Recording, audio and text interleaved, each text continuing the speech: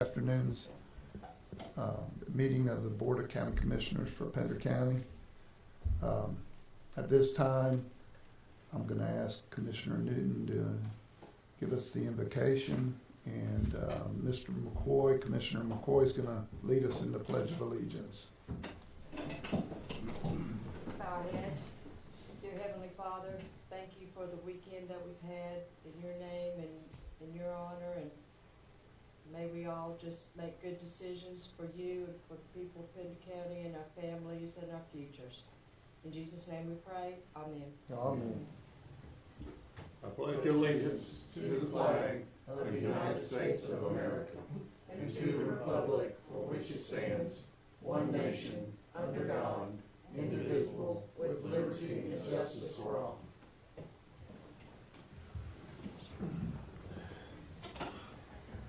All right, I guess before we move any further, Commissioner Williams had called me just prior to this meeting. He's dealing with some personal issues. Can we get a motion to excuse Commissioner Williams from this meeting? I'll make the second.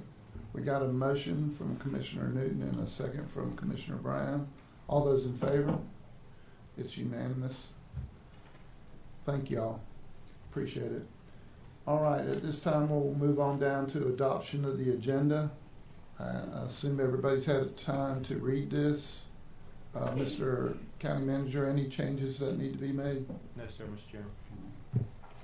Are there any other changes that the board members would like? Not for me. Okay, at this time, we'll consider a motion. Make the motion. Second.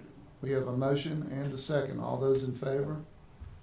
It's unanimous. Thank you. All right, moving on to item 5, public information. 5.1, proclamation of sexual assault awareness during this month of April for 2022. Who's doing the presenting for this?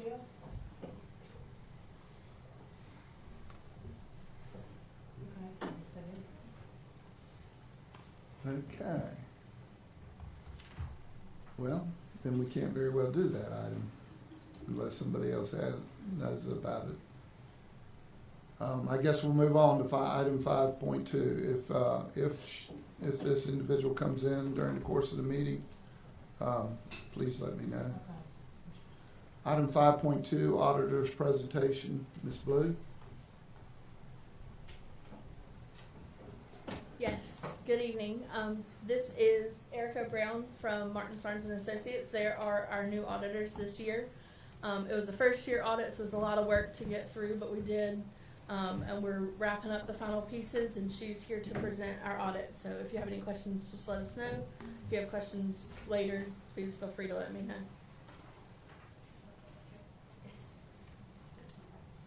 Good afternoon. Like Meg said, my name is Erica Brown. I'm from Martin Starnes and Associates, and this is our first year auditing Pender County. Wanted to thank you for allowing us to be your auditors and for me to be here today to kind of give you an overview of the 2021 audit. So we did issue an unmodified audit opinion, which in layman's terms is a clean opinion. As far as, we have a financial statement section of the audit as well as a compliance, or what we call single audit, and we tested 6 programs in 2021.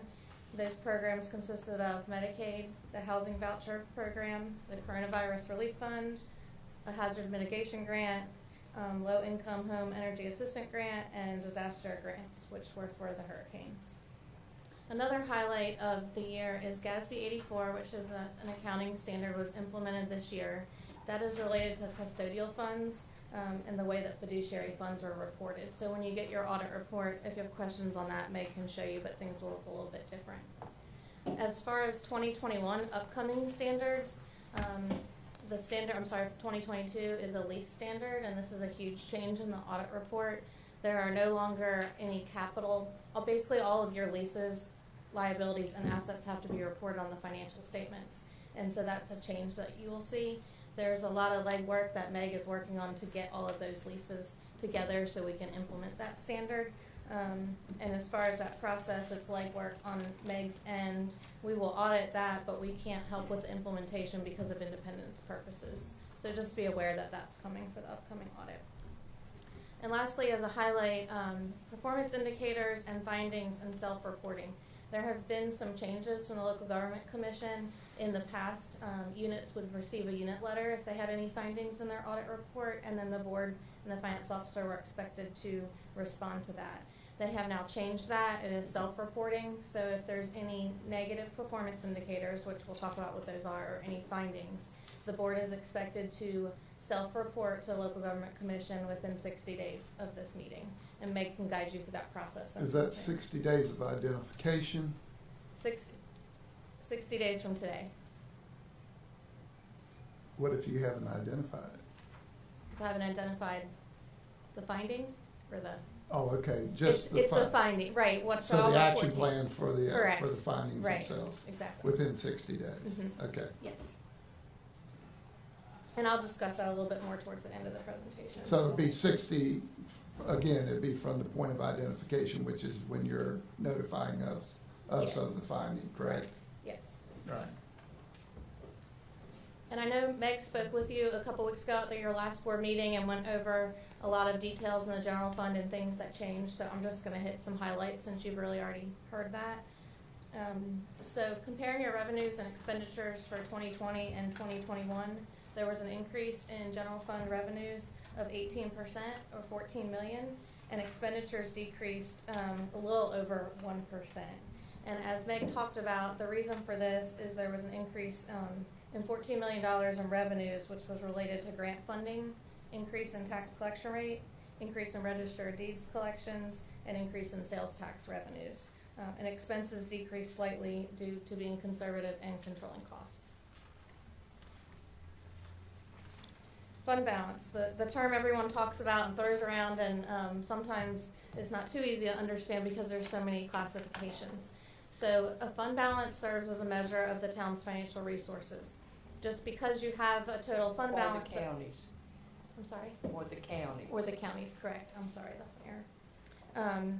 So that is then broken down into 5 classifications. Non-spendable, which would be items that are not in cash form. That would be items such as prepaids or long-term note receivables. Restricted, and restricted are external restrictions, so laws or grantors that give you money that say you must spend that for a specific purpose. The next level, committed and assigned, are similar in that they are internal constraints. Committed is at the highest level, which is the board, so the board commits that money, and it requires a board action to undo. And then there's assigned, which is also internal, but is lower than committed and does not require a board action to change. And what is left over is unassigned, that has no external or internal restrictions. So the total fund balance for the county over the past 3 years is shown on this slide. And as I talked about previously, your total fund balance increased $18.4 million, which was a 42% increase. However, this growth is a very positive reflection of fund balance for the county and is increased due to increases in revenues and cost management. However, you have to remember that all of this money is not available to be spent, which is what I'm going to go over on the next slide. Another terminology for fund balance, which is defined by the Local Government Commission, that I will show you that calculation next, is available fund balance. That's calculated by taking your total fund balance, less your non-spendable, again, which would be items like prepaid or long-term notes receivable, less stabilization by state statute, which are basically your receivables, and this gives you your available fund balance. That available fund balance is utilized by the Local Government Commission to compare you to yourself and to other units similar your size. Speak briefly for the folks that will be listening about the stabilization by state statute, because there's a perception that all of this money is available for expenditures, but could you please expound on the laws that require a certain percentage of our receivables to be held to make sure that the county is solvent? Yeah, so stabilization by state statute is a state statute that requires, it's basically a receivables that aren't offset by a deferred revenue to be set aside, I guess, per se, like you said, and cannot be spent. So what's the general ballpark percentage of receivables that a county or a municipality would have to maintain to be considered solvent? It really depends on the individual unit. It's based on individual accounts receivables. For the Isn't there a percentage number, like 8%? Can I say something here, Mr. Chairman? When the LGC came to a meeting I was at, the COG event, Yeah.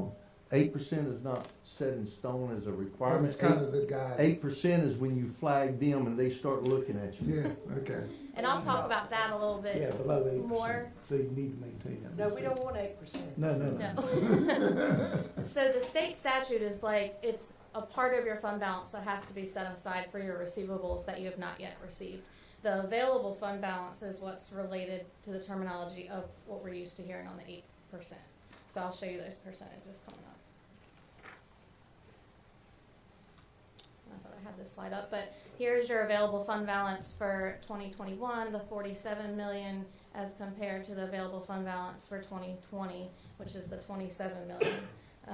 And I know I'm giving a lot of terminology, but that is available, which is total fund balance, less the stabilization by state statute.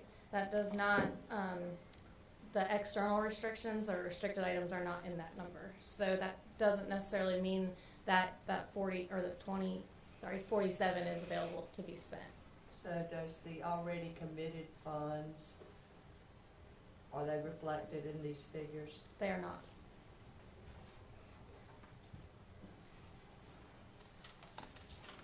Okay, this is where the 8% number that sticks in everyone's mind kind of comes in.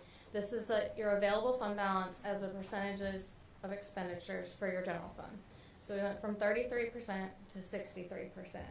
Now, typically, where the 8% comes in is typically 8% covers 1 month's worth of expenditures.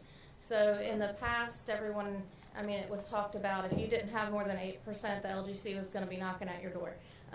That was true, but that has changed a little bit because every unit is different. What they have done in the past year with a form that we have to complete when we submit the audit that Meg reviews and certifies is they are now comparing you with other counties that are similar in your size. If we talk about the number of months of expenditures on hand in 2020, the county had about 4 months of expenditures on hand, whereas in 2021 it was about 8 months.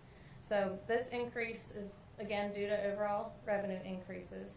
As far as statistical information, like I said, it's hard to evaluate and compare units because everyone is in different situations. A mountain county is a lot different than a county, on the shore, and so there's a lot of different things that play into that. The most recent statistics from the Local Government Commission are from 2020, so we don't have any for 2021. And the peer group that you are being compared with is counties that have expenditures under 100 million. So for your peer group in 2020, the average available fund balance as a percentage of expenditures was 39, and you were at 33 at that point. Obviously, that's increased, and we don't have statistics for 2021 yet. And it's always good to have more on hand, especially for items such as emergencies for FEMA and hurricanes that happen that you need to upfront those expenditures. And the minimum, we talked about the 8%, but the minimum for a county your size with your expenditures now at the LGC, they say, is around 20%. So up until now, we've talked about general fund, and we have talked about a lot about fund balance. My next couple slides, I'll just talk about your major enterprise funds. Thank you. So this is your resource recovery fund, and it shows some information for 2020 and 2021. And for enterprise funds, just like governmental funds, it's important to look at the multiple different aspects of the fund to really get the big picture. You can see that net income here was $417,000 compared to $460,000 in the prior year, so that decreased slightly, whereas your cash flow from operations increased quite a bit, and that's just a difference between cash versus a accrual basis of accounting, so it's just important to see all those pieces. And your unrestricted net position went from $2.5 million to $3 million. That unrestricted net position is really like your working capital. Is there anything bad on this page? There is nothing bad on this page. As far as the quick ratio, that is your current assets divided by your current liabilities. That is a performance indicator that the local government commission looks at, and they are concerned if that number is below 1, Okay, and you're at 7.3. okay, thank you. Very similar slide, but for your utilities, and this combines all of the utilities that you have together. Again, the quick ratio, which is your current assets over your current liabilities, is 4.2, and so there's no negative performance indicators here. These are all good performance indicators.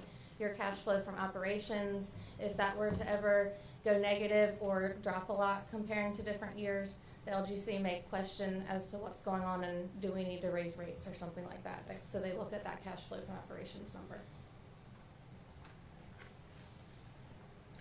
Now back to what I talked about in the beginning, and if you need any more explanation, just stop me and let me know. This is where the performance indicators and the findings come in, where a response is required to the local government commission. Okay, so the one finding that we had was a statutory violation of excess expenditures over appropriations, and that was in the general fund. There was an over budget in debt interest. That was just an oversight from the finance department. Meg and I have talked about that, and But it's been resolved, right? yes. Okay. The second one is audit submitted after the LGC deadline. The data input sheet. I want to interrupt you right there. Sure. Go back to the statutory violation, Mhm. excessive expenditures over appropriations. Yes. It's been remedied, but have protocols been put in place to prevent this from happening again? Yes, ma'am. And it's already resolved for 22 and for 23. But it happened 2 years running. My question is, No, this particular situation only happened once. but it carried from 2020 to 2021? Did you have any over budget? Was this statutory violation found in 2020? Yes, but not for that particular situation. It was But related it was the same to or similar situation where there were excessive expenditures Correct. over appropriations. Correct. So now I ask you, have there been protocols and safeguards put in place that should, God forbid, you leave us or get hit by a bus, that the next person taking your seat has to go by, and this will not happen again? yes, ma'am. You'll tell us about it later? And that can be part of your response to the local government commission. Anytime we have a finding or anything that we're required to report in the audit report, there's a corrective action plan that's required to go with our report on county letterhead that comes from the county. And it should be our response to your findings. Correct. Yes. The second one is the audit submitted after the local government commission deadline, which is 5 months after year end. There's been a couple things that have played into that, as I'm sure you're aware. The 2020, correct me if I'm wrong, Meg, but the 2020 audit was not completed until August of 2021.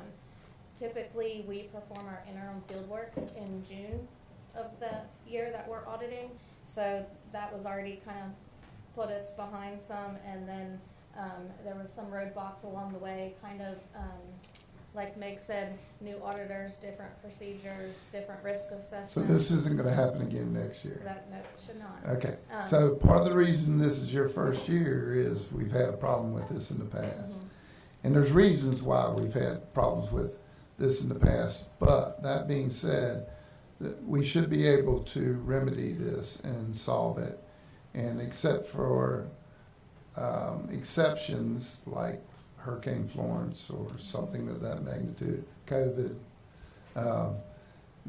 hopefully we will be able to be on time going forward. Correct. So we currently have a plan in place with Meg to perform our interim field work in mid-June and our final field work in mid-September.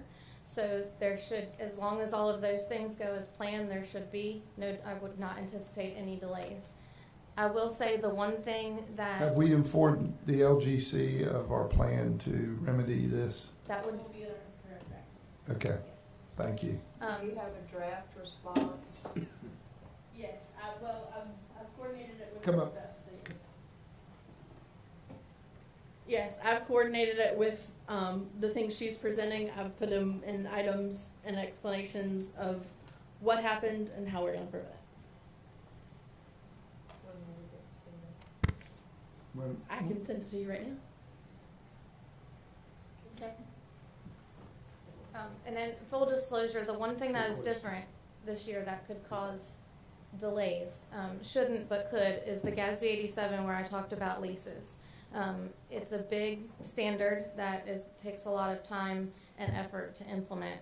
But Meg can speak to what she's done so far, but when we come here to do our field work, all of the legwork and all of the information on the Gatsby 87 for leases must be ready.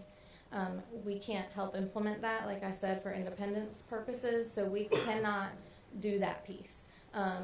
And so that's something, sometimes we can help with things here and there depending on what it is, but that's something that we've been telling our clients for a while because this statement has been delayed due to COVID. There are resources out there, experts that will evaluate your leases and determine how they should be reported, and just that can't be us, and if that's delayed because it's such a big piece of the audit, it could delay the audit. That would be my only concern. The next one is a prior period adjustment, significant audit adjustments, and cash reconciliations at the fund level.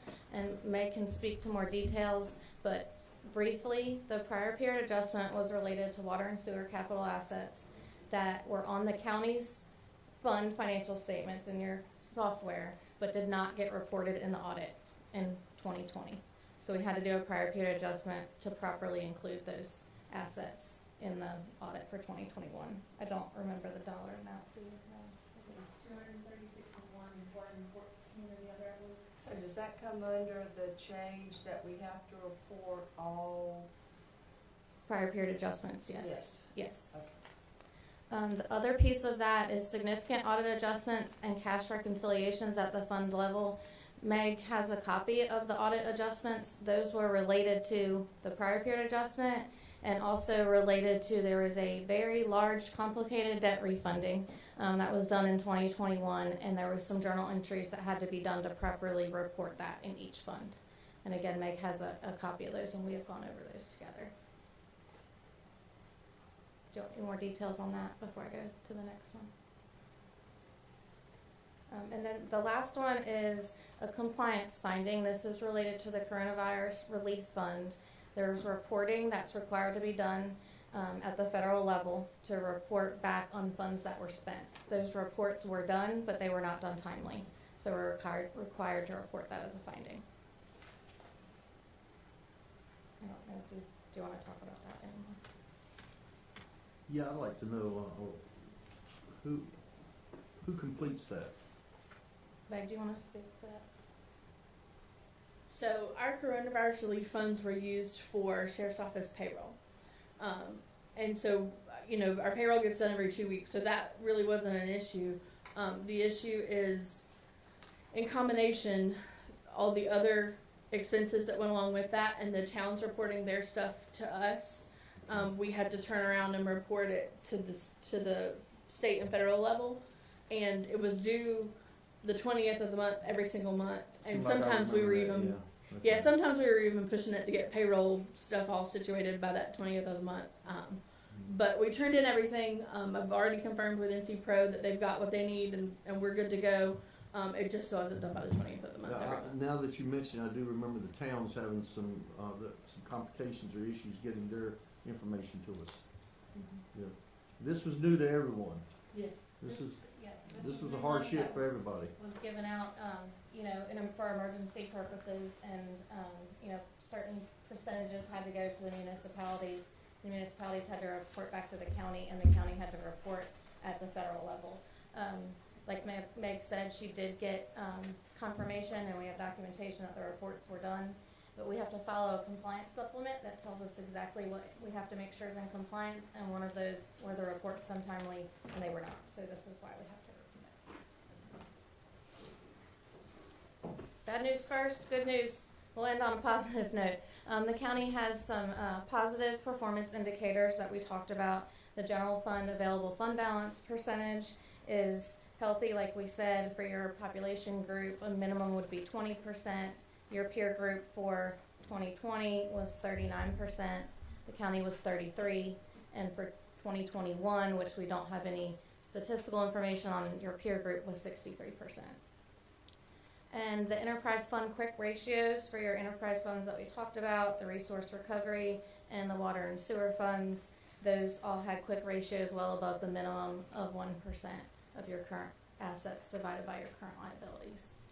7.3% for 2021 and 6.5% for 2020. What is that indicative of? So what that is, let me see on there. That one is solid waste, so that is saying if you take your current assets divided by your current liabilities, basically currently your assets can cover the liabilities that you have. So if that were less than 1, that's where LGC gets concerned there because you don't have the assets to cover. We could cover our current liabilities 7 times Yes. in 2021 and 6 times. So we've been healthy in that. Yes, and that is in the Enterprise fund. solid waste fund. The utilities fund was 3.1 in 2020 and 4.2 in 2021. That is on slide 10.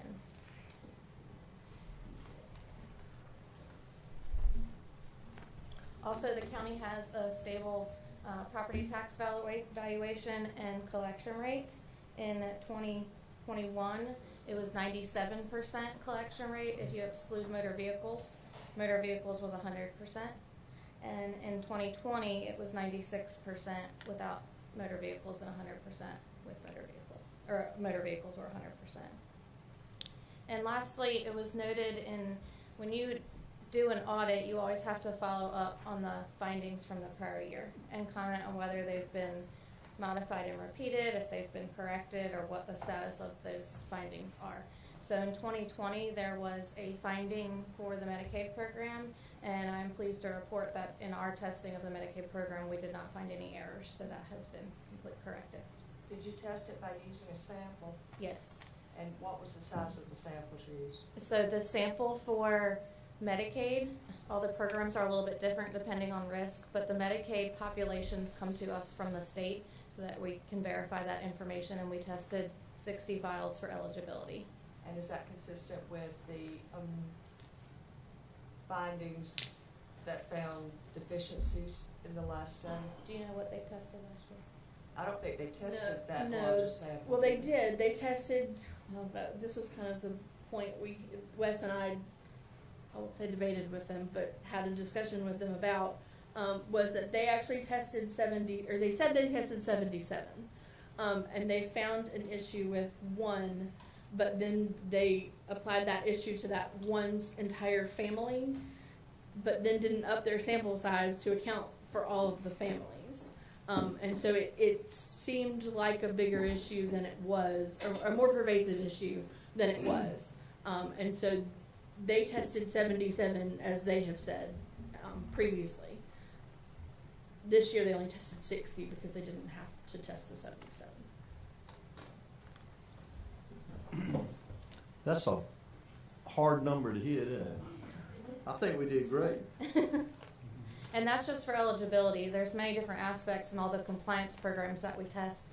To be honest, over the years, especially the past 5 years, maybe even more than that, we spend more than half our time auditing compliance than we do auditing financials, because we have to follow compliance supplements and the laws and regulations that are ever changing on these compliance programs. There's a lot of moving parts in that compliance program. A lot of moving parts. A lot of moving parts. Mhm. So kudos, Ms. Moser. Yes, thank you. And lastly, just to conclude, unless you have any other questions, I just wanted to thank Meg and finance staff, DSS staff, everybody for working with us. You know, a first year audit is, again, getting to know each other's expectations, and so there tends to be, you know, a little bit more work that has to be done on both ends in a first year audit, but the cooperation that we got from all of the staff, we really appreciate it. You know, it helps make our job a little less stressful when we're dealing with people that are willing to work with us and work through any questions that we have. So we are looking forward to striving to get the audit report done more timely, and looking forward to working with your staff. Great, thank you, very good job. Do any of the commissioners have any other questions or comments? I just want to say, it's really, the county's finances are so much better. You remember a few years ago what we went through, so things are really looking up for our finances, I think, in the county. But I know the economy now is turned around too, so appreciate what you did. Thank you. Nice presentation. Thank you. And it's refreshing to hear that our staff has been helpful and timely. Yeah. Yeah. So, The one thing I forgot to talk about that I do want to mention, a lot of information, audit reports probably around 200-ish pages long, I would guess, can be overwhelming when you look at it, especially when that's not what you do every day. So when you get the audit report, in the front of it, there's a section called the Management Discussion and Analysis, and that is a very good area to read over. It's 8, 10 maybe pages, and it just goes over major increases and decreases, the reasoning for them, and also talks about the budget, which would be for 2022, and what the plan is. So that's a great resource. Yeah, when it kind of, do we anticipate Go having ahead. that? I'm sorry, When go will ahead. we have that report? We should be able to get that soon. We're just wrapping up the. drafts down, we just have to prove it. Okay, because that would be helpful to have that to review prior to our budget meetings. Well, it helps to explain maybe some of the hardships or Challenges? challenge, there you go. Some, Yeah, it helps to some explain challenged some of that. areas, yeah. Yeah. I'm very pleased with what I heard today. Yeah. Thanks to all of you. Thank you. Yep. All right, well, have a good afternoon, and thank you. Thank you. Yeah, one thing I just wanted to point out is that some of the things that she mentioned, like the quick ratios and that kind of thing, are actually the things that Davenport presents to us on a somewhat regular basis as well. So, anyways, just wanted to point that out. Appreciate it. Sure. Thank you. All right, it's my understanding that Ms. Garcia is here for the Sexual Assault Awareness Month proclamation. Hi, good afternoon. Sorry about that, we got turned around. I'm still learning Pender, Burga area. I'm Aishel Garcia. I'm the Latina victim advocate, and I just got assigned a couple months ago to be the Pender victim advocate. So I work with the sexual assault victims that report to the county, not only New Hanover, but Pender. And this is my intern, Hatley, and we will be doing the Sexual Assault Awareness Month proclamation. And we just have something quick to read. Okay. So this is the Sexual Assault Awareness Month proclamation for April 2022. April is Sexual Assault Awareness Month, a time to draw attention to the prevalence of sexual assault and educate individuals and communities about how to prevent it. Sexual harassment, abuse, and assault are widespread problems. In the United States alone, nearly 1 in 5 women and 1 in 67 men have been raped and at some point in their lives. Smith et al., 2017, 1 in 4 girls and 1 in 20 boys is sexually abused by the age of 17. Finkelhort et al., 2014. Sexual harassment, assault, and abuse can happen anywhere, including in online spaces. Now more than ever, screens and technology connect us with others, but for too long, harassment, cyberbullying, and sexual abuse have been seen as unavoidable behaviors online. However, each of us has the power to change this. Together, we can make a difference to build inclusive, safe, and respectful communities that thrive online and offline. 2022 marks the 21st anniversary of SAM, and the theme of this year's campaign is Building Safe Online Spaces Together. We can build online communities free from sexual harassment, abuse, and assault by practicing digital consent, intervening when we see harmful behaviors, and promoting online communities that value inclusion, safety, and respect. I and Aishel join advocates and communities across the country in proclaiming that we can build safe online spaces together. That's all. All righty. Well, thank you very much. Thank you. We appreciate your time and appreciate you coming and Thank you for reading having us. that proclamation. Yes, if we could just have it signed, and if someone could email us to us, we would greatly appreciate that. Yes. But thank you. Have a great rest of your Thank day. you. Safe travels. Just, okay. Do you know where to email it, Tara? Okay. All right. We're back on schedule now. So we come to an exciting part of our agenda today. Item 5.3. This is a resolution recognizing the 97th birthday of Pender County resident Dr. Irene Van Travis. And so, I'm gonna read this, and then we'll take a picture. I know that her son, I believe it's her son, nephew, excuse me, is here, and, so, whereas Dr. Irene Graham Van Travis graduated from Pender County Training School in 1943 and graduated from Elizabeth City State University, Elizabeth Teachers College in 1947, and whereas Dr. Travis spent more than 7 decades as an educator and inspiration to educators, and whereas Dr. Travis has been a beacon of leadership and service to her family, church, community, and veterans, she is the visionary force in the development of the Graham Powell Family Educational Foundation, focusing on the support of high school graduates from Pender and New Hanover counties. She established the Dr. Irene Van Travis Endowed Scholarships to support students from Southeastern in North Carolina majoring in special education at ECSU. And now, therefore, be it resolved that due to her life accomplishments of being 97 years old, residing in Pender County as an honorable senior citizen, the Pender County Board of Commissioners hereby recognize and congratulate Dr. Irene Van Travis on her birthday as of April 19th, 1925. Dr. Irene Van Travis is a true servant of God and exemplifies Christian principles in all aspects of her life. So, this deserves recognition.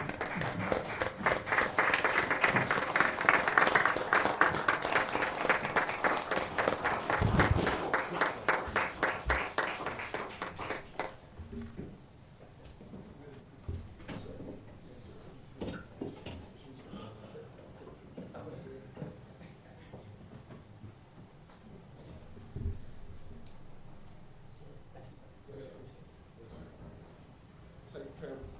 Give her our regards. Absolutely.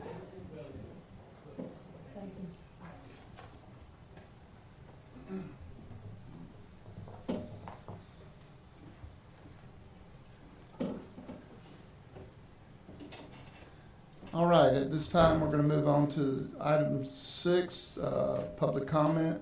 We have no sign-ups, Mr. Do you Chairman. have no sign-ups? All right. Then we'll move on to item 7, consent agenda. I assume everybody's had a chance to read through. Motion to approve. Second.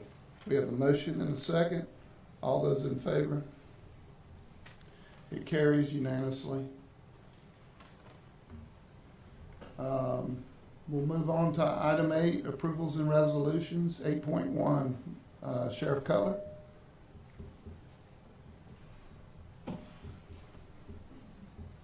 Good afternoon.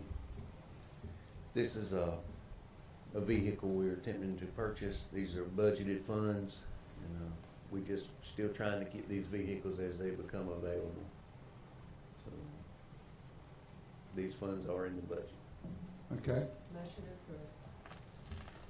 We have a motion. Second. We have a second from, I believe Commissioner McCoy beat you just now. That's all right. As long as he gets the vehicle. All in favor? It passes unanimously. Thank you, Sheriff. Thank you. Sheriff. That was almost painless, wasn't it? Yes, sir. Okay. Good to see you, by the way. Hope you're doing well. 8.2, recommendation for the adoption of the 2022 through 2032 Pender County Parks and Recreation Comprehensive Master Plan. And we Good got Ms. afternoon. Turner. Yes, well, Okay. you're gonna have several people. Again, we're coming before you, and this is for the actual, we're requesting adoption of the comprehensive master plan. This has been a joint effort from staff from the Parks and Recreation and Planning Departments, as well as staff from our consultant, McGill Associates. And I believe we have Jim Ford with McGill Associates on the phone if you have any questions for them. And Vanessa Lancer with the planning department is gonna actually go over the presentation. Okay. Hey, Gina, are you still on there? Can you hear us?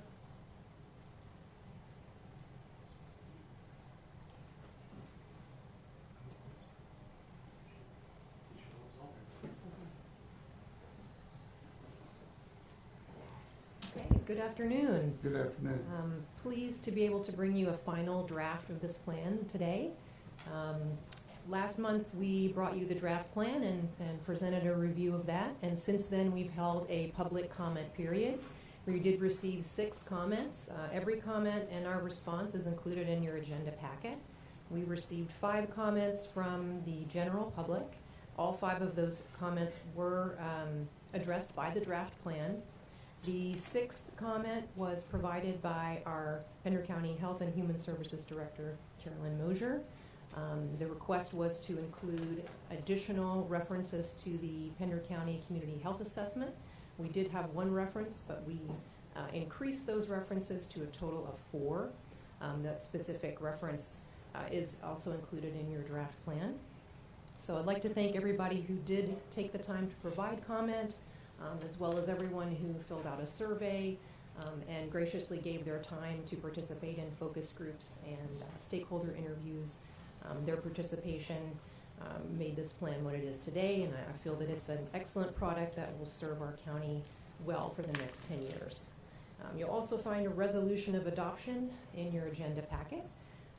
And as a staff representative, on behalf of staff, I'll respectfully request that this board consider adoption of the plan, and happy to provide additional information if needed.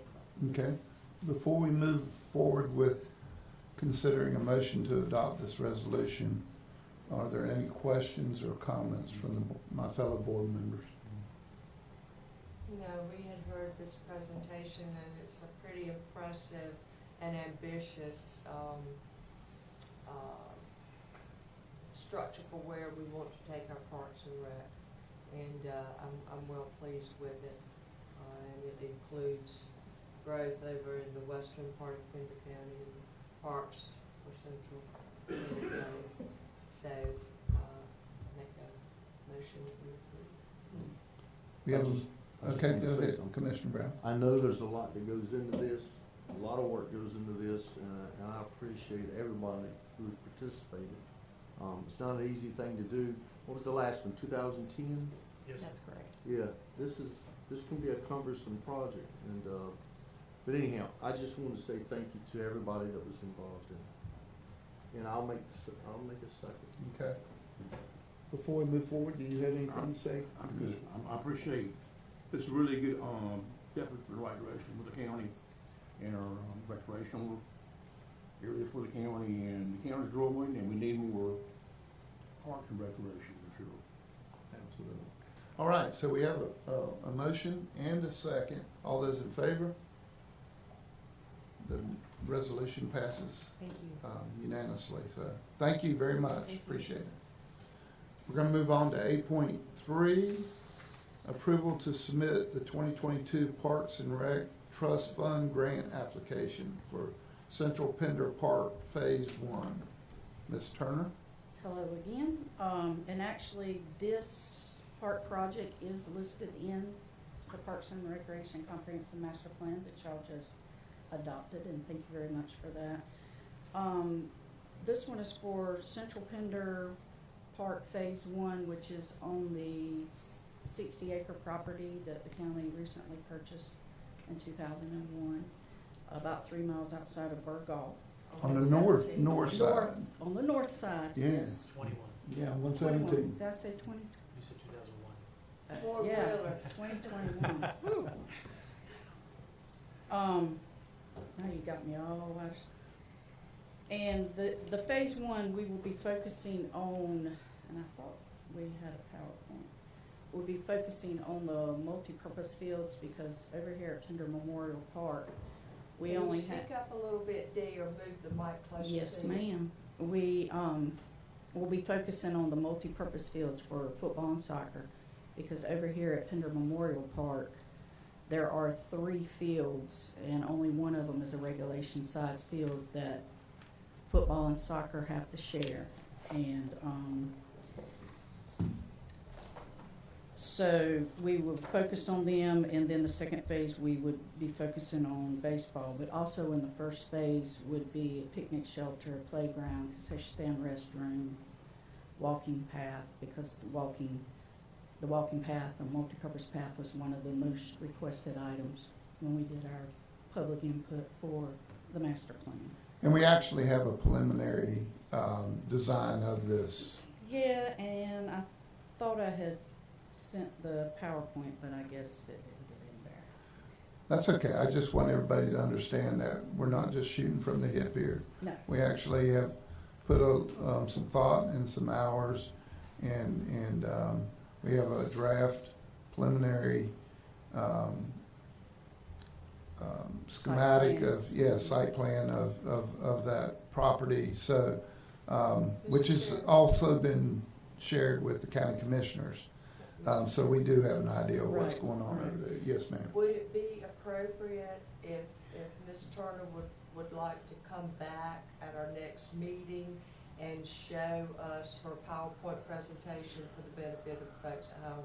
Because I would like them to see the schematics and the layout and the drawing and what we're proposing for phase 1 and applying actually for grant money Right. to initiate phase 1. Right. It's pretty impressive, and I'd like for them to see it. That's fine. Okay. That's fine. And also in your packet is the cost estimate sheet for what we are proposing for phase 1. Yes. And we will be, if you approve, we will be applying for a $500,000 Parks and Recreation Trust Fund grant, Yeah. which is a dollar for dollar match grant. Total project cost is $2,875,000. And so with the $500,000 from Cardiff, if we receive it, would be a little over almost 2.4 million. So there's actually a site plan NOR documentation in this packet. Yes, Is there sir. any Yes, way sir. we can get it pulled up pretty quickly?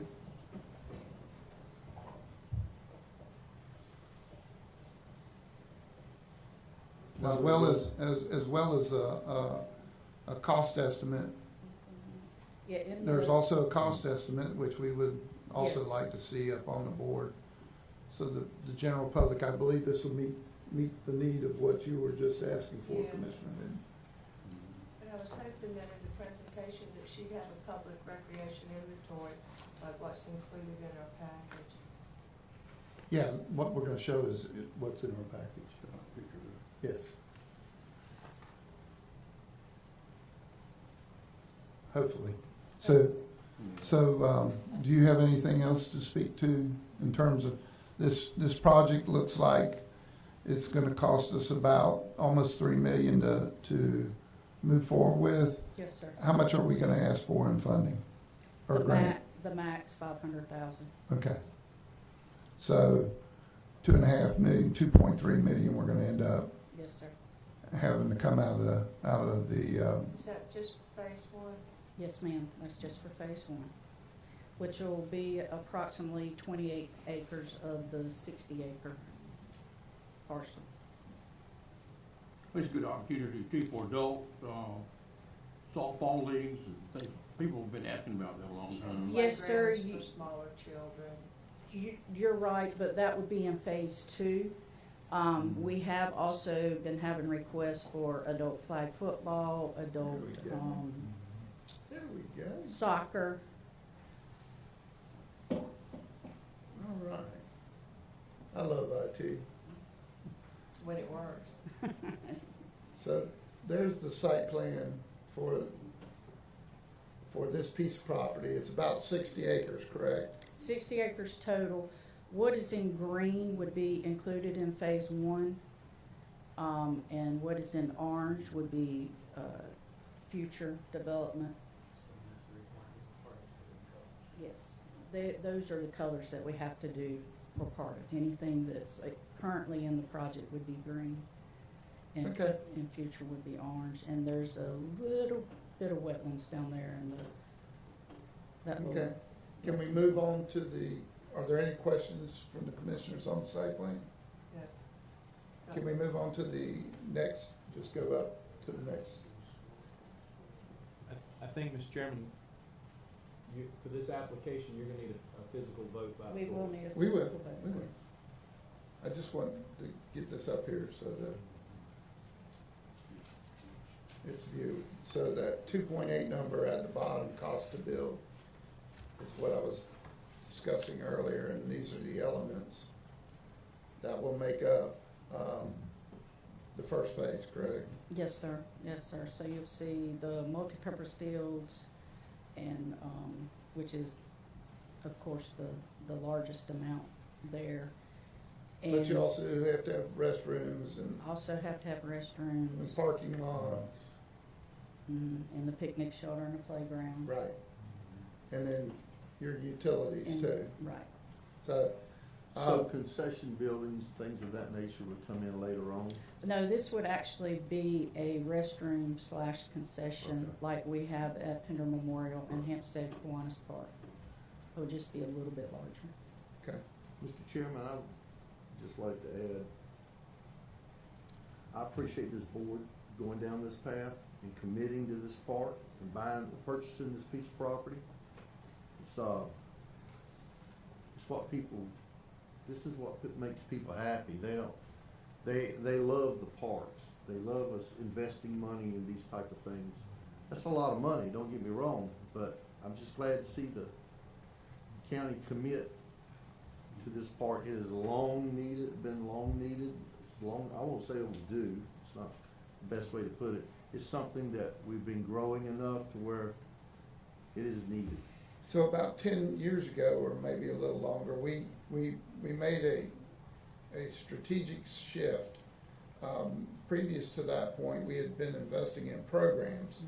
And at that point, we made a decision. I was on the Parks and Rec Board at that time, and we made a decision to start investing in assets and providing the assets, the facilities, for people to be able to go and have some fun, relieve some stress, improve their health, enjoy their kids, however you want to phrase it. There's a lot of benefits to the Parks and Recs. And so this is an investment, and as you said, Commissioner Brown, an investment. It's a commitment to the people in a region that was underserved previously. So I'm very proud of it also. Yes, and I am too. And it's a quality of life thing. Sure. And it's another reason in addition to our schools that make people want to move to Pender County. So, one thing I wanna add, that there's a lot of folks, I will say a lot, I've had a few people question me on this about why we're not expanding the current park rather than going out and buying a piece of property. Well, they don't understand, we're kinda locked.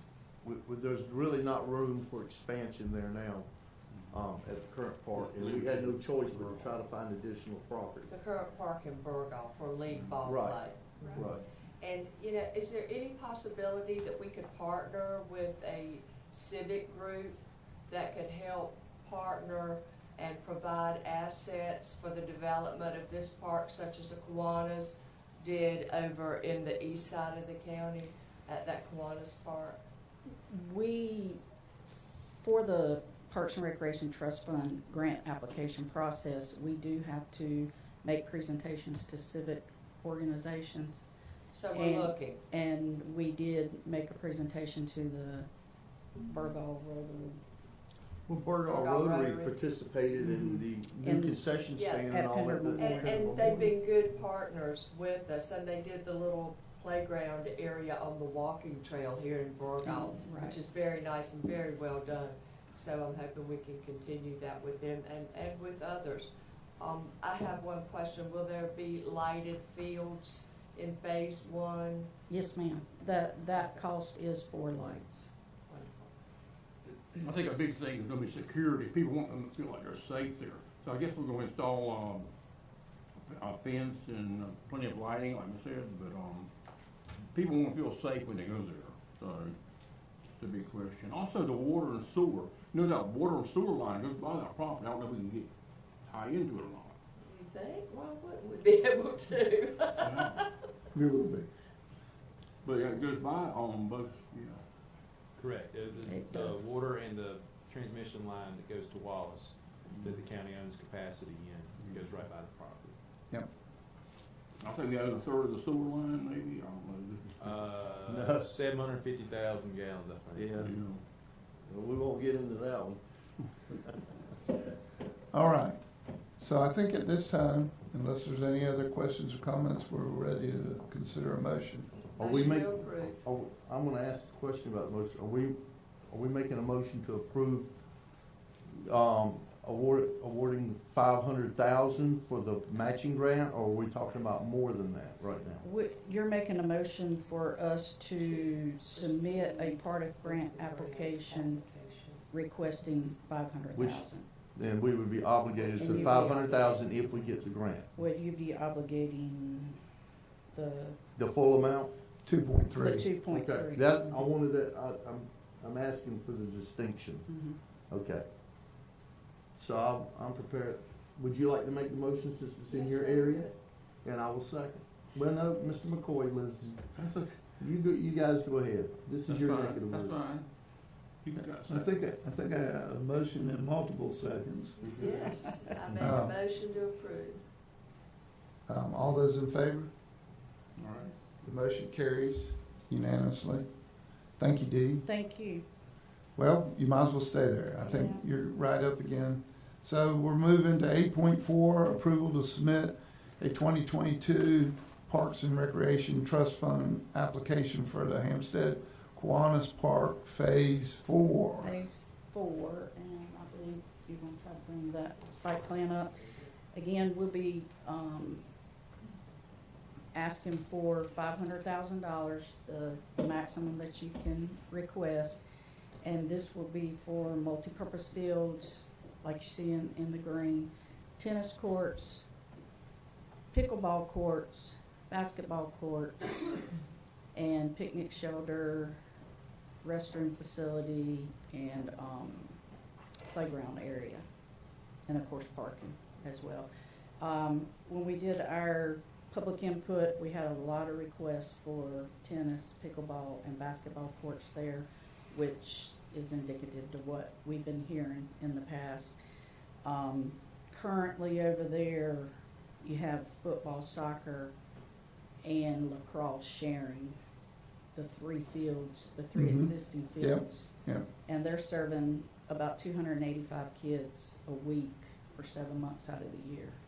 So it's really logistic nightmare trying to maneuver and get everybody's practices and games in. So, we have a couple distinguished guests here Yes, tonight we for the do. Kiwanis. Yes, we do. Adrian, would you like to come up and speak? We've been in partnership with the Kiwanis Since the beginning of the inception of this. Yes. And they've been very, very good partners, and we've made a lot of progress in this park over the years, as the Phase 4 indicates. So, Adrian, you're still the president of the Kiwanis, correct, for the Hampstead chapter? And- Okay, And his wife Nancy is here as Yes, well. I know She's- Nancy She's too. on the board, on the HKP Inc. board as well. okay. So I believe that you have something that you want to read to us. Yeah, I'm Edward Hansing, president of Hampstead Kiwanis Park, pardon me. It is our wish to donate the land located on parcel, to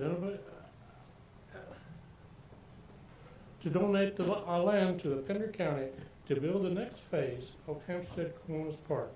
And we will gladly agree to do this approval at this time. Thank you, Adrian. We appreciate it. We really do. And appreciate all your past efforts and your continued service to the community.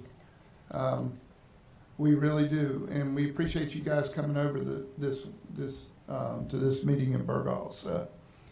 And just one point, they actually do not have to donate and really, we don't want them to donate the property until we are awarded the Parks and Right. Recreation Trust Fund grant, because then we can use the value of the property as part of the match. But this is also an example of where we've had success in the past through donations. We've been able to acquire assets, and that helps us when we submit for these grants. It further helps us to be able to secure and be awarded those funds that we're applying for. Yes, to show the collaboration Yes. of the community. Yes. So again, we thank the Kiwanis and really appreciate your guys' participation and partnership over these several years. So, Mr. Chairman, since I know Commissioner Williams is not here, and I know he would be biting at the bit to make this motion, whenever you're ready for it, I will be glad to make it on his behalf. I would just like to make one comment before you make the motion. This is for, what is the cost of phase 4 of the Kiwanis Park? it's actually on the next slide. Yeah, Next slide. the total cost would be $2 million, and we're requesting $500,000. Okay, same deal as for phase 1 of the Pender Central Park Yes, on ma'am. 117. So, I'm happy to see the amenities being fleshed out at the Kiwanis Park. We may be slightly behind, but we're going to pick up, and we're going to be able to do our park in phases as well. And hopefully we'll see the same or similar amenities on this side, but this has been in the books for a long time, and as people in the public can see, there's been donations of land that's put this project way ahead of the game, and there's been a lot of commitment in the community to make the Kiwanis Park what it is today. And I'm hoping that once our folks see what the infrastructure is going to be for our parks here, and the dedication and the commitment to improving the quality of life from a parks and recreation standpoint. Here on this side, it's not an east or west versus, it's a interest, it's an asset, and it's a population issue at this point. But we will get there. We will get there. And y'all are doing a good job, and that was my comment. Thank you, ma'am. So you want to make the motion, Commissioner Brown? Yes, sir, I'd be proud to make the motion. Second. We have a motion and a second. All those in favor? The motion carries unanimously. Thank you. Thank you, we appreciate it Yeah. very much. And again, safe travels home. Good to see you guys. Thank you. Thank you. All right, we don't have any items for discussion, no appointments tonight. Any water and sewer districts that we need to gavel in? Okay. How about, Ms. Moser, do you have anything that? Okay. We'll keep moving. We'll move all the way down to item 18, items from the county attorney, county manager, assistant county managers, and commissioners. We'll start with the county attorney. Mr. Chairman, we have items for closed session. Item number 3, attorney-client, and item 5, acquisition of real property. Could I ask for some conversation on some personnel? Nothing bad, nothing bad. That'd be item 6, personnel as well. Okay, so I can make it real quick. Okay. All right. Anything else? No, sir. Chad? Yes, sir, Mr. Chairman, just some updates on a couple things. Last week, lot 1 and 1A and 1B in Pender Commerce Park. Pull that mic over a little I'm sorry. closer. That's okay. Closed in Pender Commerce Park, and one of the tenants, Realty Link, will have a groundbreaking, this Thursday at 2 p.m., which I think you've received an invitation for. The budget meetings are progressing well. We've pretty much met with all the department heads at this point. Right now, the finance office and Ms. Leonard are working to get a better picture of our revenue projections, so we can have basically the second half of a budget formalized in terms of our revenues. Closing anticipated on the Godwin and DBL properties where we're purchasing rather than selling is hoped to occur by the end of this month on both those tracks on 210 that we have under contract. On the 7th of April, we held our annual service awards for our employees who have reached benchmark years of service. That was the first time in a couple of years we had, due to COVID, well attended, great event that our party committee and HR department put together. But thank you to them again for their efforts on that. That's all I have, Mr. Chairman. Thank you. Any questions for the county manager?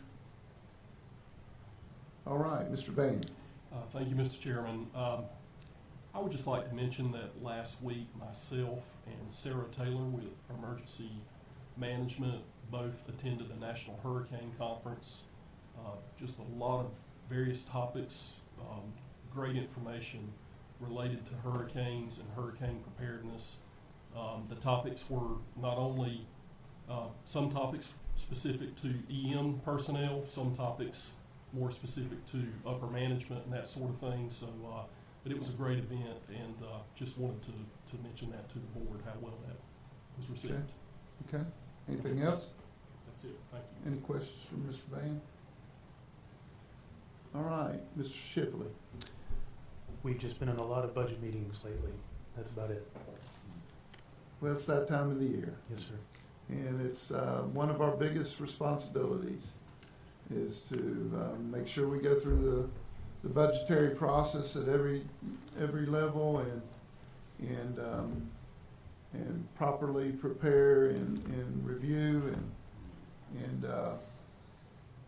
and control. Quite frankly, our budget is a control mechanism by which we plan our expenditures for the next year.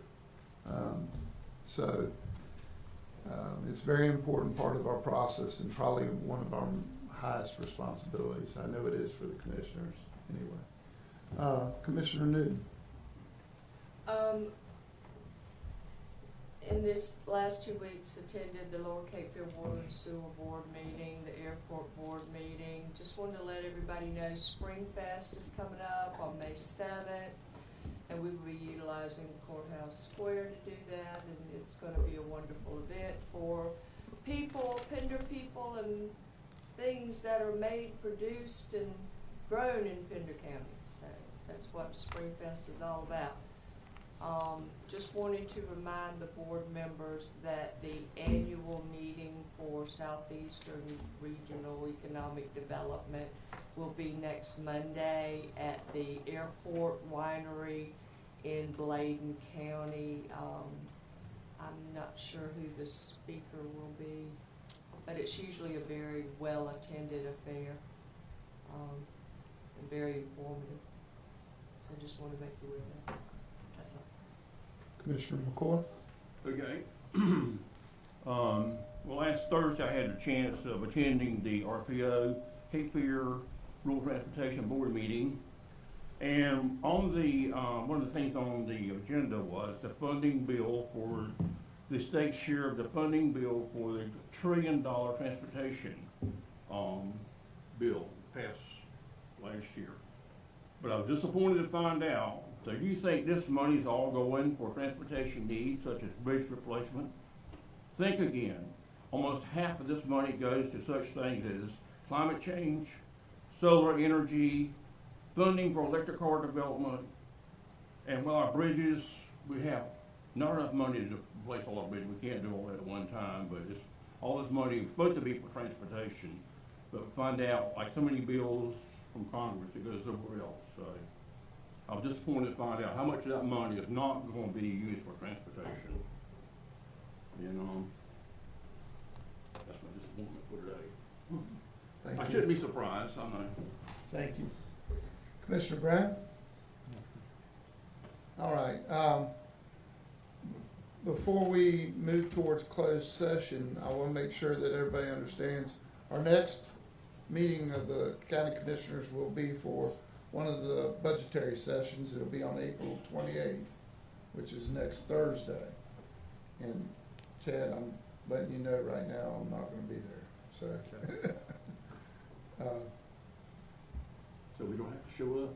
No, no, no. I'm kidding. I hope everybody else shows up. I'm kidding. I have a conflict on my schedule, so I'm not gonna be there. Yeah, I know. So, and I also want to mention that there's a big event happening in this region, starting tomorrow afternoon. The MPO State Conference will be kicked off at the Wilmington Convention Center at 1:30 tomorrow. I think What does MPO stand for? the Metropolitan Planning Organizations. So Wilmington Metropolitan Planning Organization is just one planning organization. There's two different types of organizations that permeate our state. They're either rural planning organizations or they're metropolitan planning organizations. This will be a state conference for all the metropolitan planning organizations across the state. So there'll be 460 some odd people that have registered to attend this conference.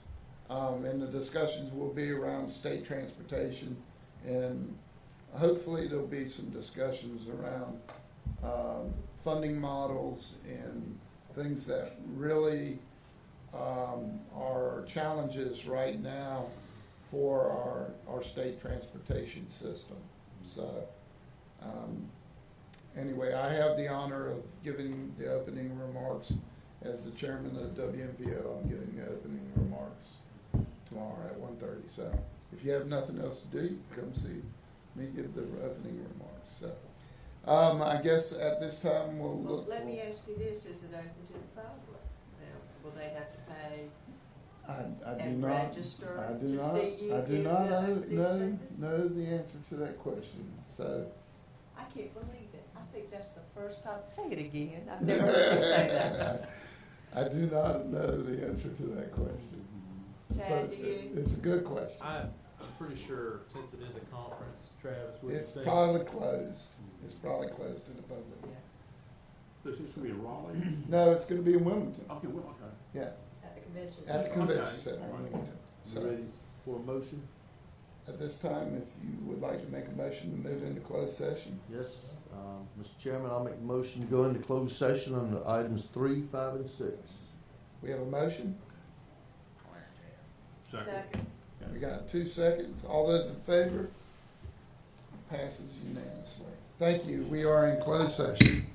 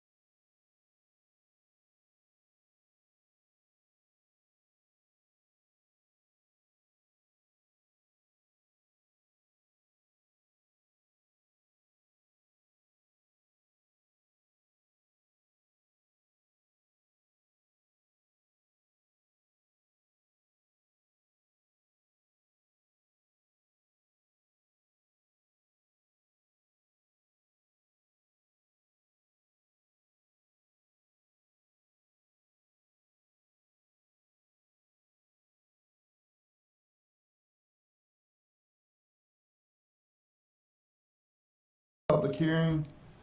Item 20.1, rezoning. Mr. Henley. Thank you, Mr. Chairman, members of the board, good evening. For the first case tonight, I'm going to turn it over to Greg Feldman, planner.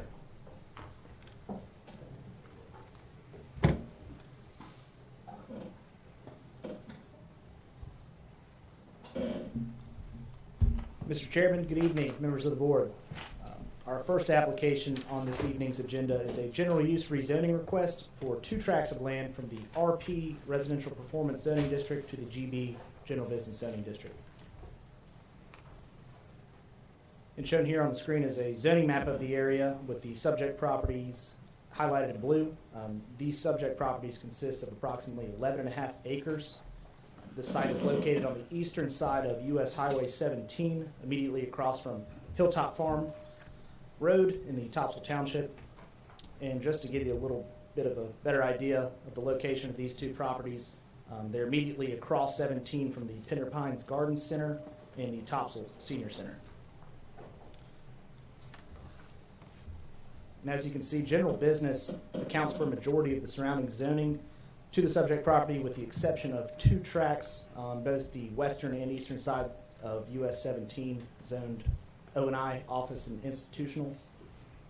And additionally, residential performance zoning is more prevalent as you head east of the subject properties, heading towards the intercoastal waterway. As you can see from the aerial shown on the screen, this site is a wooded, undeveloped tract of land with commercial and residential land uses surrounding it. And I'd like to point out here that those residential land uses shown south of the 2 tracts are considered legal non-conforming structures. Under the currently adopted zoning map and unified development ordinance, there is only 1 residential land use permitted in the general business zoning district, and that is upper story residential. So because this... Excuse me, say that again? Yes, sir. So there's only 1 residential land use permitted in the GB General Business Zoning District, and that is upper story residential. So in other words... Upper story? Yes, sir. And because this is a general use rezoning application, a site plan is not required to be part of the application. And should this request be approved tonight, the site could be developed based on all the allowable uses within the GB General Business Zoning District, of which there are approximately 83 uses permitted by right and 18 uses permitted with a special use permit. So what's the general differences between RP and GB? Residential performance, the RP zoning district, is primarily a residential zoning district. There are a few uses in that zoning district permitted with a special use permit, but for the most part, it is solely a residential zoning district. And the only residential in GP, general GB, is the upper? Yes, sir, that's correct. So picture a brick and mortar store with an apartment up above it. That would be the permitted residential. I've seen that with storage facilities where they had someone, a caretaker, in the top, living in the top of it. Exactly. Yes, sir.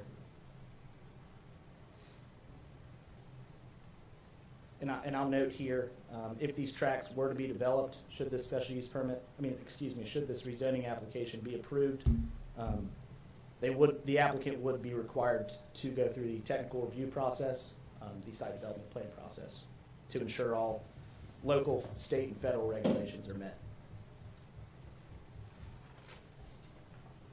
And again, because this is a general use rezoning application and not tied to a site-specific plan, staff's unable to determine if a traffic impact analysis would be required. But according to the available volume to capacity data, this segment of US 17 does have the capacity to accommodate any increases in traffic at this time. So what's contained on the lots on either side of the 2 lots in question? Sure. So north of the 2 properties is a wooded, also undeveloped tract, and immediately south there are a few single-family dwellings that are within the GB zoning district. And as I mentioned, those would be considered non-conforming structures under today's ordinance. But they were, it was zoned GB after the fact, right? That's correct, yes, sir. The houses were already there. That's right, yes, sir. So all the properties surrounding these tracts are GB? To the south, yes, sir. Here's the zoning map. You can see as you get further east of 17. So it looks like it goes completely around it, except for the highway frontage. That's correct.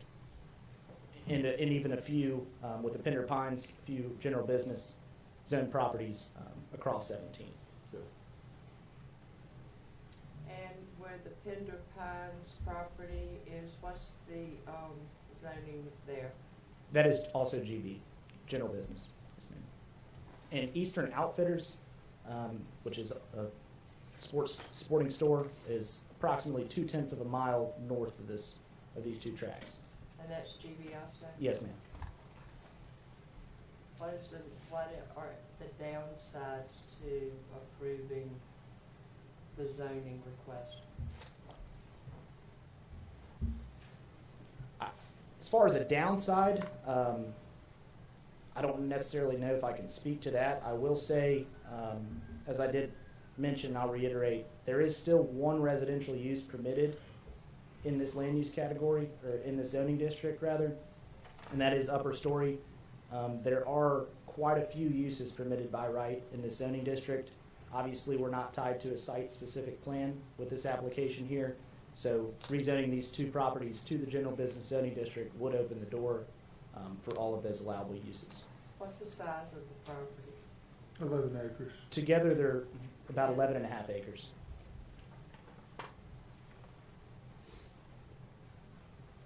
Let's see, get on to the Mr. Chairman, I don't have any other questions. Okay. George, you got any questions? Are you gonna see who's signed up to speak? Yeah. Mr. Chairman, if I may, just because this is a rezoning, we do need to at least make mention of the consistency with the future land use map and the comprehensive plan as required by statute, and staff did find that the proposal is inconsistent with the comprehensive plan. It's inconsistent. Correct. Not consistent. Correct. The future land use map designates the area as low-density residential, which the RP zoning district is consistent with. The GB zoning district is not consistent with it. And so because of that, staff, and you'll see this in your report, your recommendation, staff respectfully recommend denial of the rezoning as it's proposed, based on its inconsistency with the comprehensive plan.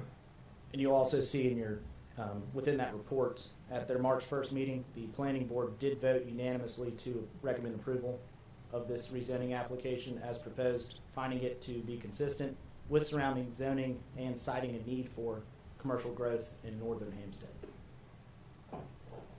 Okay. Do we have anybody signed up for? We don't have any sign-ups, Mr. Chairman. Okay. And the applicant is present this evening and has a few slides to share with the board. All right. We'll hear from the applicant.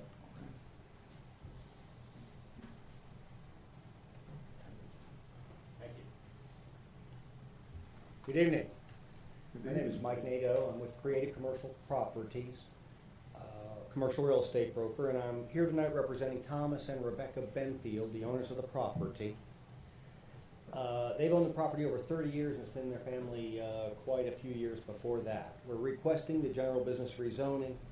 As you saw, it's surrounded on all sides by commercial zoning and business uses.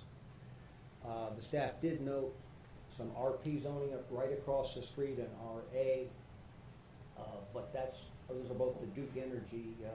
Duke Energy took a big substation there, so ultimately you have commercial zoning and or commercial uses surrounding the site. Just real quickly on the land use plan, I put that exhibit here. This is the comprehensive land use map, the future land use plan map for south of Sloop Point Loop Road.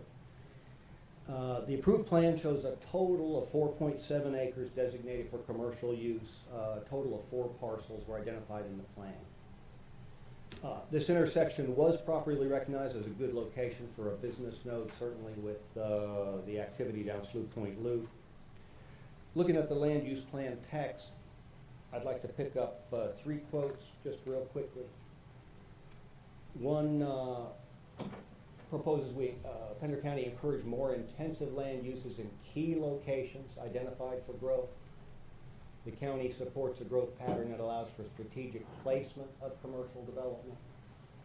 The county supports a wide range of commercial and residential development when appropriately located. So I think certainly the intent here is to be sure the siting is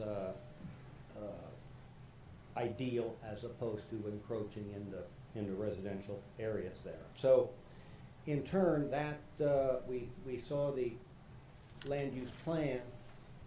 This is the current map on the ground. This is taking it to today. And within that black outline in the main one there, south of Sloop Point Loop Road, originally 4.7 acres and 4 parcels, we now have business use or business zoning, 75 acres, 27 contiguous parcels are now either used by business or zone business. And adding the solar farm, which again, of course, is a business use adjacent there, brings it to over 100 acres that are currently in business use in this area. So put most simply, I guess, my disagreement with staff comes down to these 2 specific policies cited.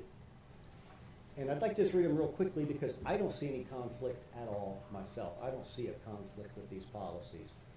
5.1D, the county supports a growth pattern that includes low-density, single-family residential communities, but also allows for the strategic placement of higher-density residential, mixed-use, and commercial development to accommodate and support future population growth where the necessary infrastructure exists or is planned.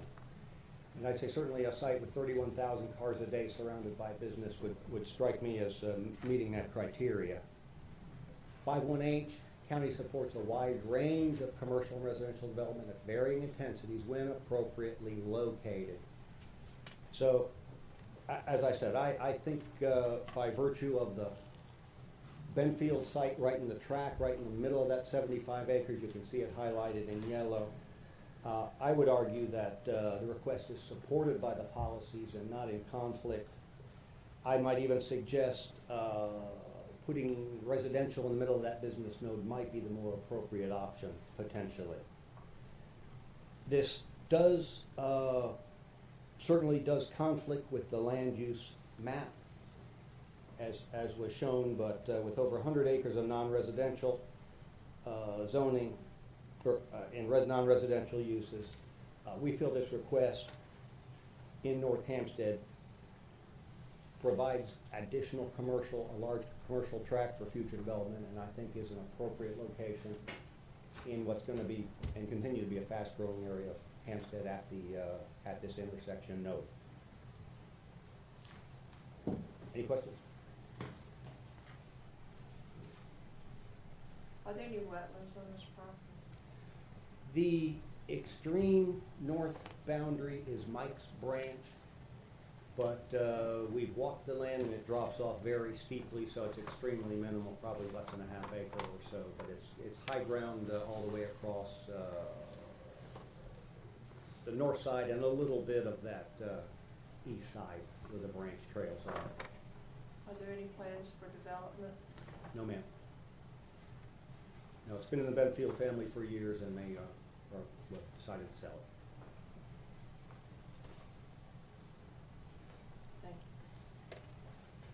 Thank you.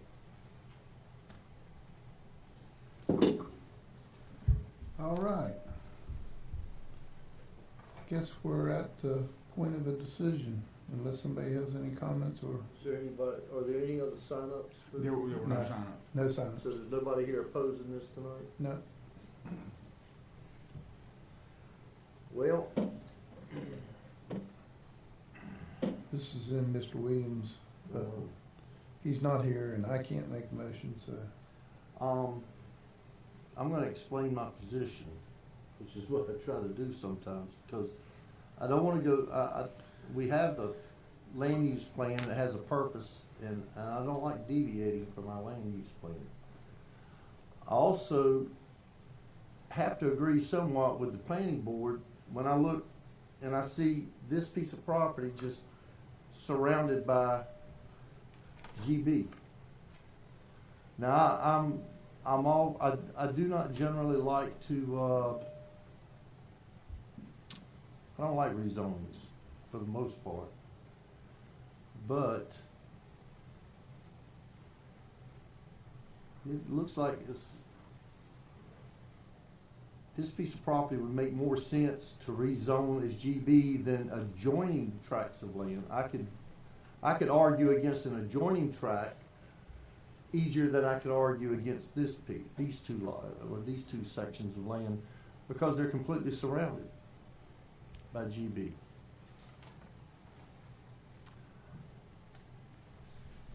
I would probably, I can't speak for Mr. Williams. Did you have something you want to add? I don't want to interrupt you. You go ahead. I'm throwing words out there. The Go ahead. only staff's position is to follow the comprehensive plan completely. It's the people's plan as adopted by this board, and if we don't follow it, who will, right? And so when it comes to our recommendation, it is based 100% on that future land use map. The planning board and the board of commissioners going through the public hearing process is well within their right to change the zoning map and deviate from the future land use map. That's totally fine.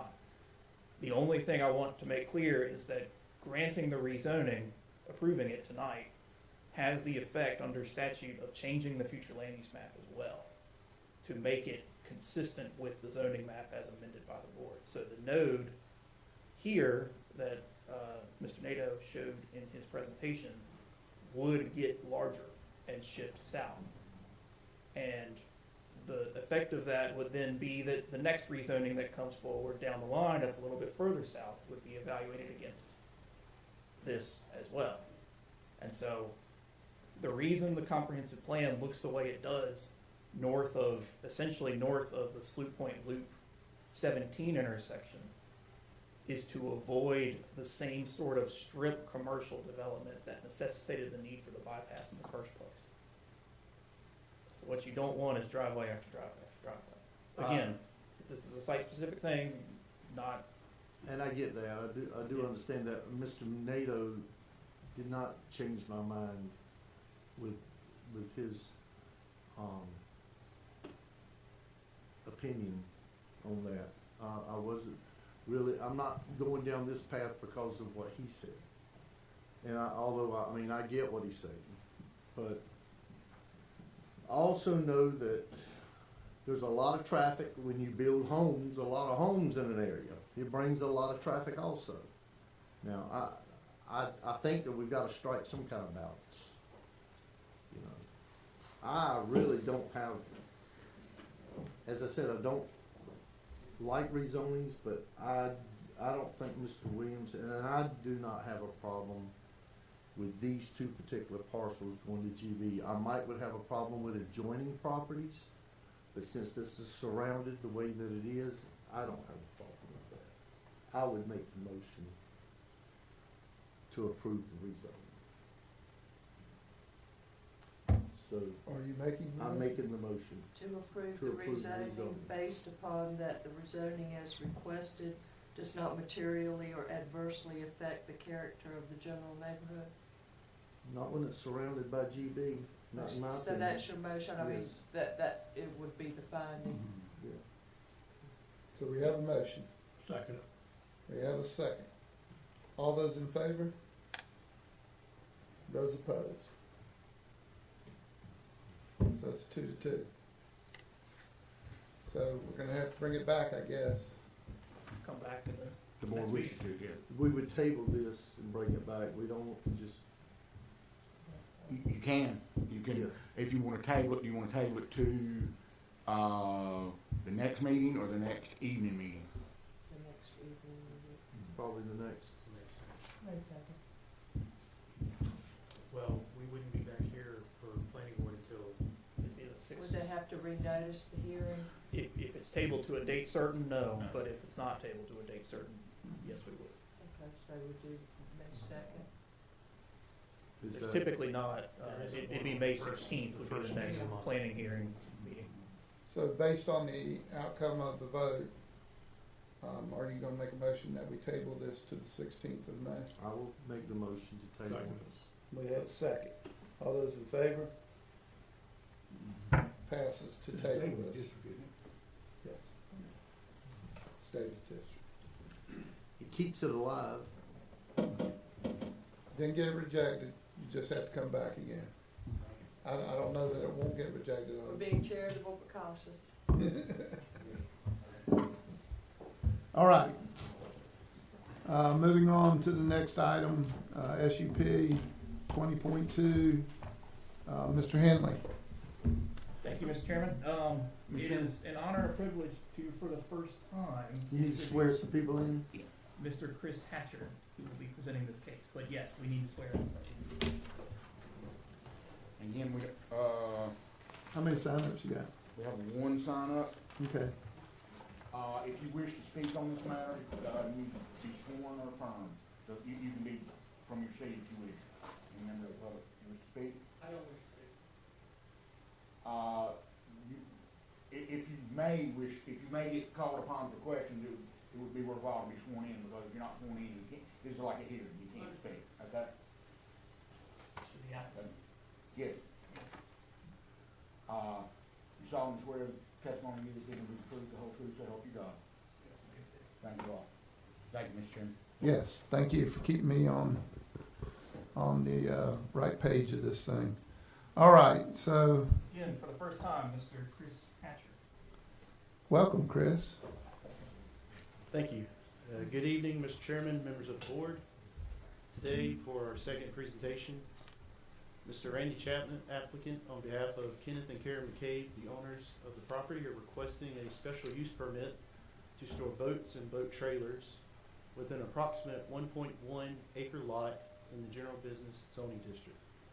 The subject property is located across from the intersection of Highway US Highway 17 and Perkins Drive in the Topsail Township.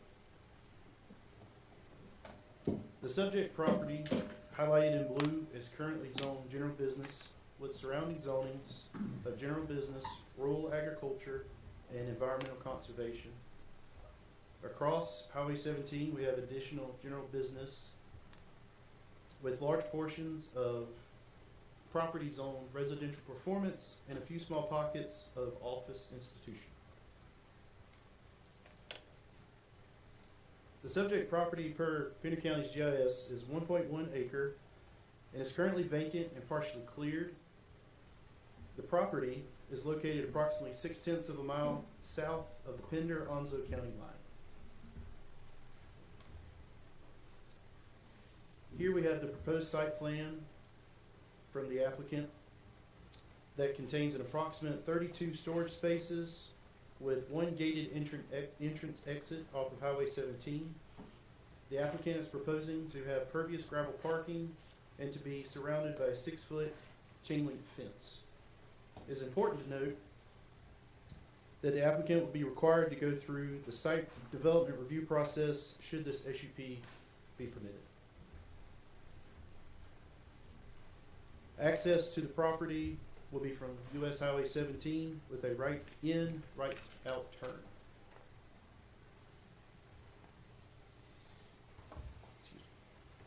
Traffic numbers on the screen were provided by NCDOT. As we can see on the screen, the volume and capacity of this section of Highway 17 are not equal. But it is again important to note that the applicant will be required to submit peak AM and PM trips or total daily trips for the site and be required to go through the site review process where NCDOT is a review board member. What's the V/C? That's our volume over capacity. Okay.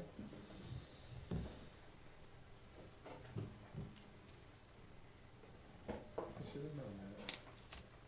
Here we have the required buffering for a commercially zoned property. Should the special use permit be approved, staff would review an updated site plan to ensure that the buffers are in compliance with the Pender County UDO. So, say we approve this, who's it left up to ensure long-term This SUP, does it have a term or is it indefinite? Well, they would have 2 years to implement. I know. Okay. Does it have a term or is it indefinite? Is it the SUP being requested for a given term, 15 years, 25 years, or is it indefinite? No, sir. It's indefinite. Okay. So who's responsible for ensuring that those landscaping buffers are compliant throughout the life of this SUP? We are. Who's we? We as in planning staff. Okay. Not just code enforcement, but all the planning staff. Okay. So, this has been an issue in the past, and it continues to be an issue of the buffers that are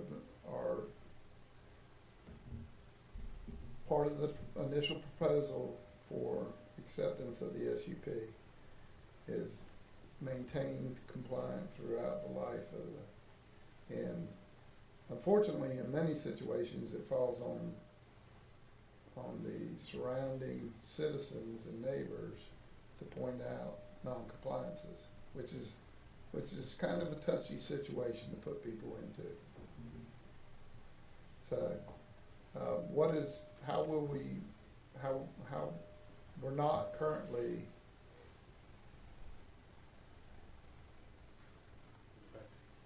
inspecting these types of sites. Well, We only do it when we're complaint driven, right?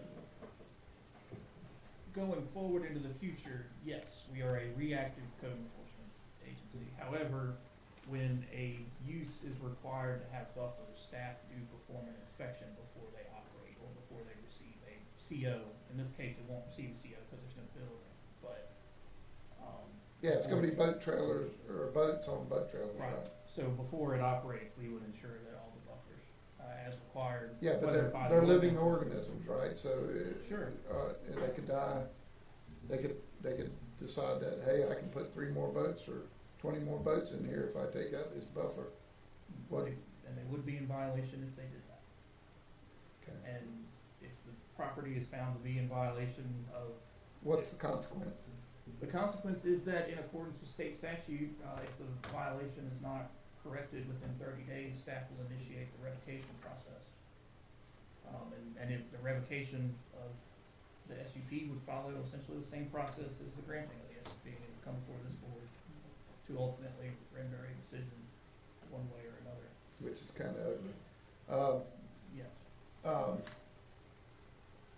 So one of those conditions of SUPs or generally are, and correct me if I'm wrong, in this case, if they decide to modify that site plan, they're responsible within a certain period of time to notify your office that they've modified that site plan, correct?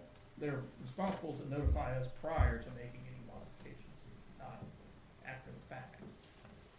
At least in an ideal sense, of course.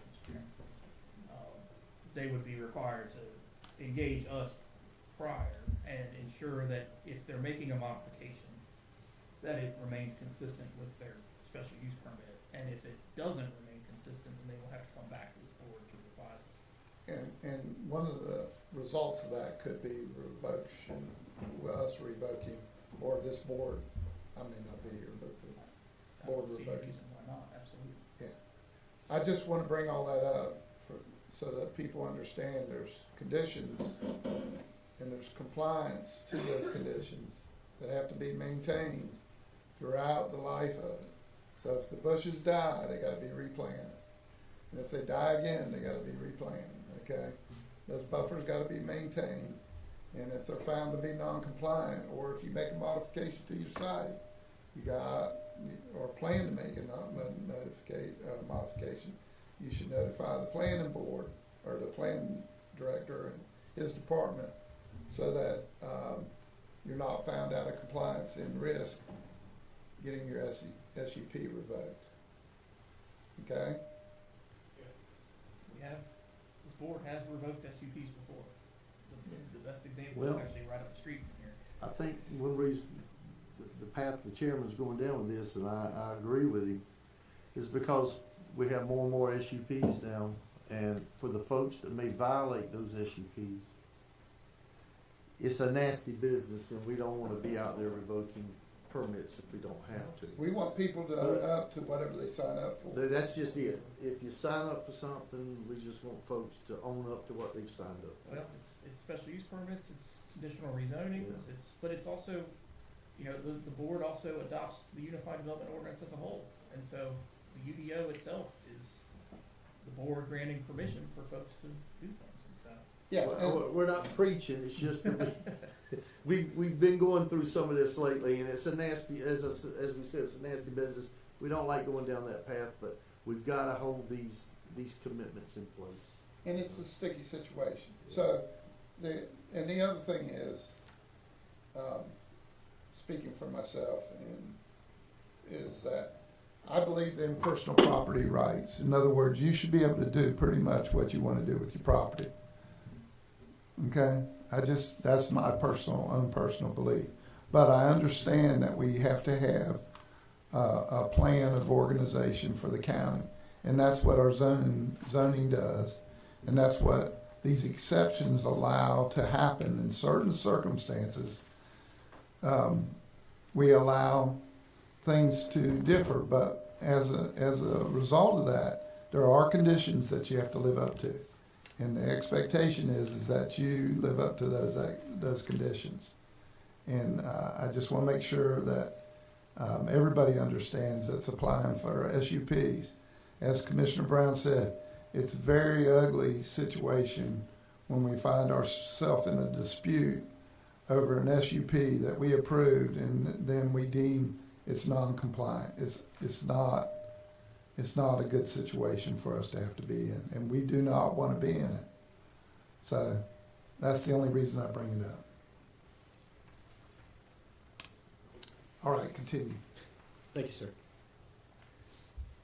Here we have a street view of the property and its current conditions. The property is partly cleared with existing trees and vegetation around the perimeter of the north, south, and western portions of the property. Next, we have photos of the north and south conditions on 17.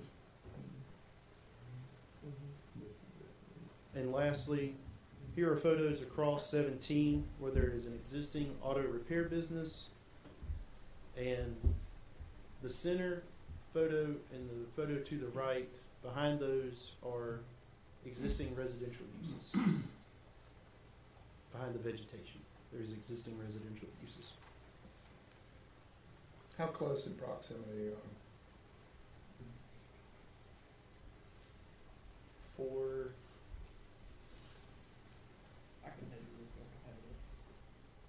So while he's doing that, would you tell me what the buffers are? So we'll go back to the buffers. A, C, and B. What does that mean to us?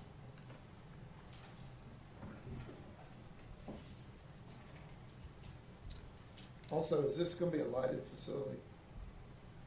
Solar light in each corner. Yes, ma'am. That's How high? the applicant is proposing. I would have to refer to Mr. Chapman for the height of the lighting, but he is proposing solar lighting for this facility. Back to the buffer question. The A buffer is designed primarily for road frontage, and they would have 4 choices, A1, 2, 3, and 4. The A1 being a 15-foot buffer, A2 a 20-foot buffer, a 3 is a 25-foot buffer, and the 4 is a 30-foot buffer. The B buffers are medium density plantings. They're mainly designed for boundaries that are non-street with similar uses between the two. And our C buffer, which is the more high density screening for this property. The C buffer being the more high density is because to the south we have rural agriculture use. It's all undeveloped, but they would still be required to have those buffers between each of those zoning districts. So, I mean, I heard what you said, but what does that mean as far as folks being able to see the facilities from the sides and the rear? or say the rural agriculture, are they gonna be able to tell there are boats parked over there? You can see through that buffer, correct? For the C buffer, You can't? It's maximum depth. either a solid fence or a evergreen hedge, one of the two. Okay. So it kind of hides it somewhat from the surrounding area, Yes, it'll only be viewable from from the road? Okay. Thank you, I appreciate that.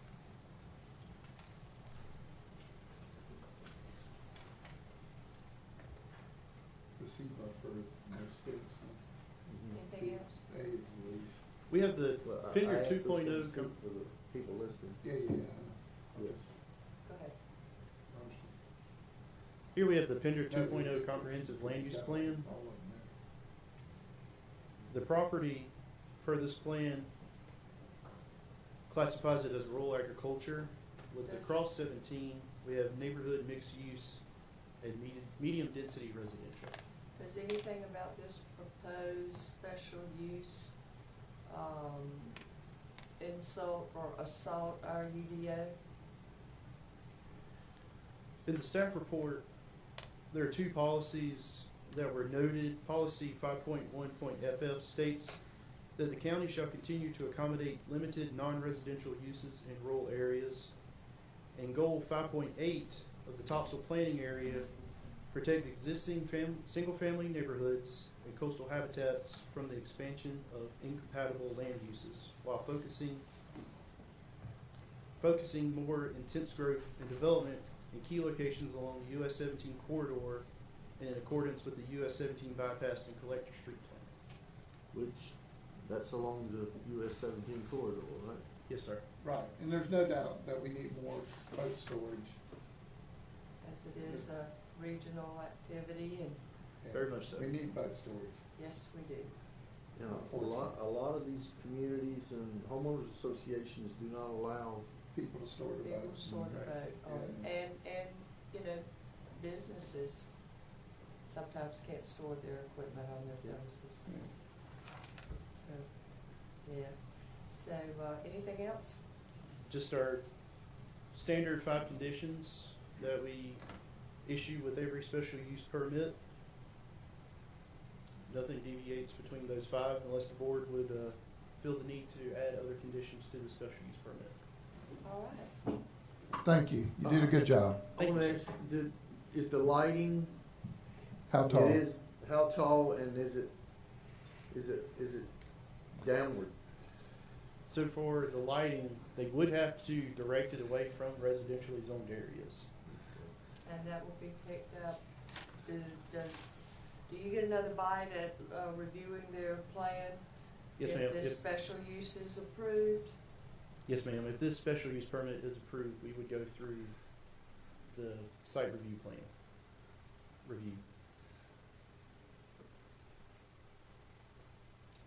All right, any other questions? Do we have any signups? We have one sign up, Mr. Chairman.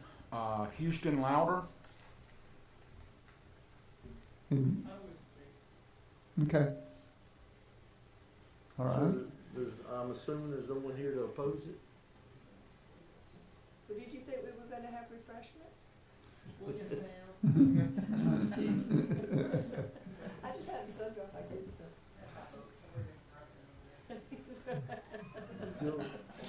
All right. Slap happy about this time of year. Well, at this time, we'll close the public hearing. I'll make a motion, Mr. Chairman, to approve this. Second. We have a motion and a second. All those in favor? It's unanimous. The motion carries. Congratulations. I wish you well. All right. At this time, we consider a motion to adjourn. You got it, Mr. Chairman. You have a second? Hey, wait, we didn't give him an opportunity to talk us out of it. Well, we're not. We already voted on it. Do you want to go home? I do. How about More than seconding? anything.